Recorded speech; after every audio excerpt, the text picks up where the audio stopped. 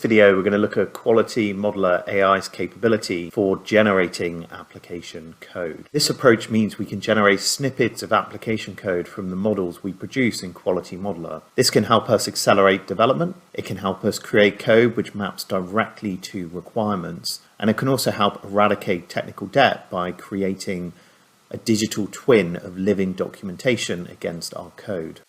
So here we have a requirements document, which is just going through a couple of simple concepts, registering a user and also logging in with some validation at the end. Come into import, go to more, select documents, and we'll come here and select this document.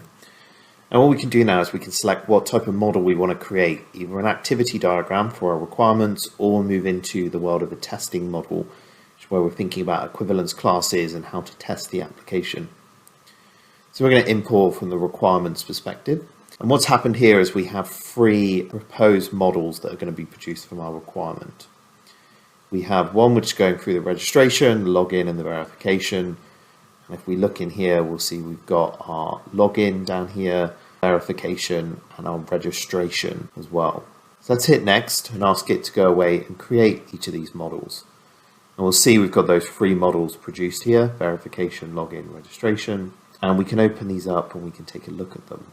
So let's focus on the login. You'll see here firstly the registration that we have. It's got everything, it's captured from this particular requirement with all the different error messages that may exist as well.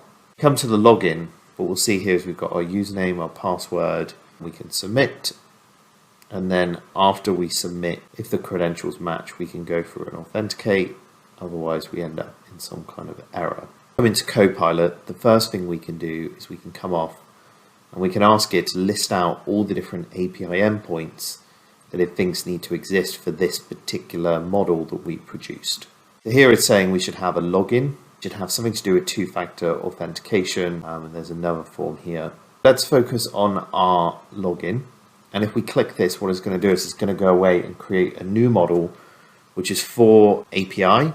And it's basically going to go away and create an API-based model focusing on the API logic to implement our login.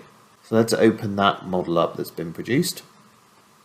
We receive the login request, and this is going to have our username and email in. We're going to validate the credentials. If the credentials are valid, we'll log in. We'll go through our two-factor authentication. Otherwise, we'll end up in some kind of error and we'll reject. Now at this stage, what we can do is we can come in and we can ask it to go away now and create application code. So here we're going to ask it to go away and create an endpoint in Spring to represent our login component. See here we've got our login endpoint. We're looking at the two-factor authentication, which is what we're doing here, whether it's enabled or not. So see down here is we've got the different services and the different entities that exist that have been brought out from this model that's been produced. Thanks for watching this video.